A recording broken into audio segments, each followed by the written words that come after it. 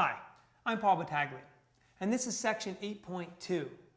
Now that students have seen a little bit about sequences, it's time to go from that to transition into series and look at the infinite summations that come with those.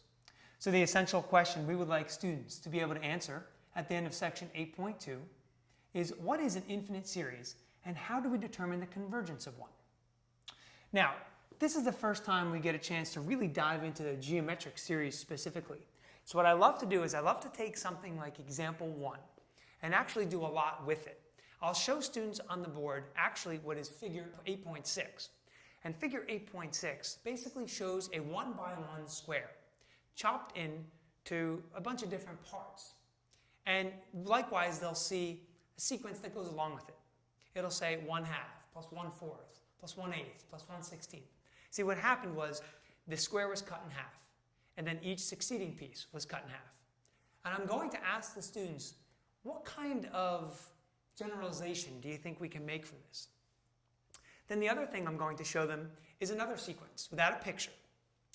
3/10 plus 3/100 plus 3/1000 plus 3/10,000.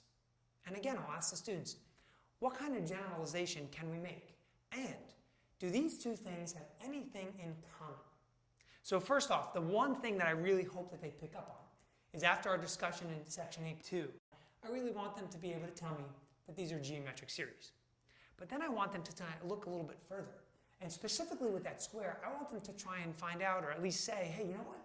Wait a minute, if we keep adding these successive fractions on, even though they get smaller and smaller, there's almost, for lack of a better way of saying it, nowhere for them to go. If we add them all up, what are we still going to have to get? Well, the area of that original square was 1. So I love to go to that question. I say, well, if we added up 1/2 plus 1/4 plus 1/8 infinitely, what will we get? Now, to the novice, they think, well, wouldn't we get infinity, or wouldn't we get, some type of finite number maybe bigger than 1? But the reality is, look where it came from. You have to get 1. Go back to that example where I used before 3/10, 3/100, 3/1000. Maybe you'll actually get students say, well, wait a minute, that's 0.3 plus 0.03 plus 0.003. Hey, you know what? We're writing a rational number here. We're writing 0.3 repeating. Yes, as a geometric sequence. So see, now we get into the discovery of it, and students really get a chance to see and kind of bring some of this stuff to life and have that aha moment. Where are we going with this? Okay, so from here, where do we go?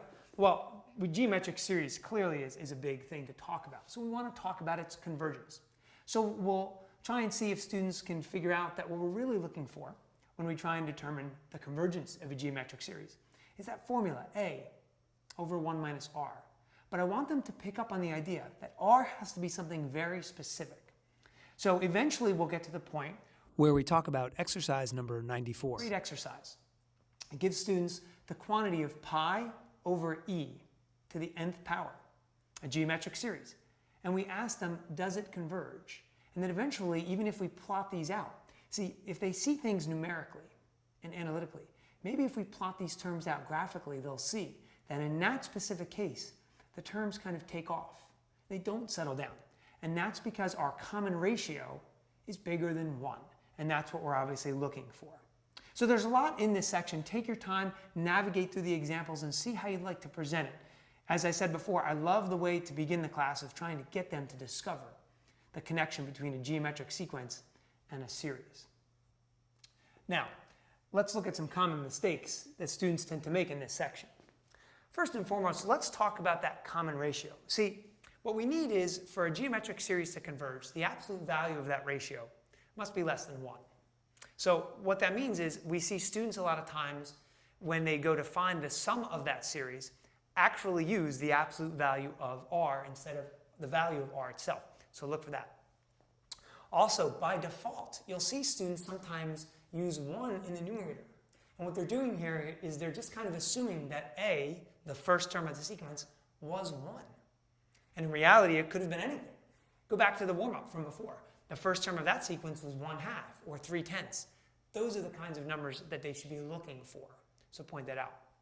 Also, in Theorem 8.8, students might think that the converse is also true. And the reality is that the limit, as n approaches infinity of this series, if it's 0, Just means that the series may converge. Doesn't have to. Lastly, I think what I'd like to hammer home to my students is that we need to be able to recognize all of these things, and first and foremost, we want to be able to recognize when we are looking at a geometric series, because this is the kind of question I'm going to give them on all of my quizzes and tests, and I'm definitely going to throw in some multiple choice type questions, and I might even give them some of those what we call triple true-false questions. Those are the kinds of questions where you say, which of these following geometric series converges? Roman numeral 1, Roman numeral 2, Roman numeral 3. And there I'd be specifically looking for if they really understand the common ratio. So I hope these tips have been helpful. I'm sure you'll find much success in section 8.2.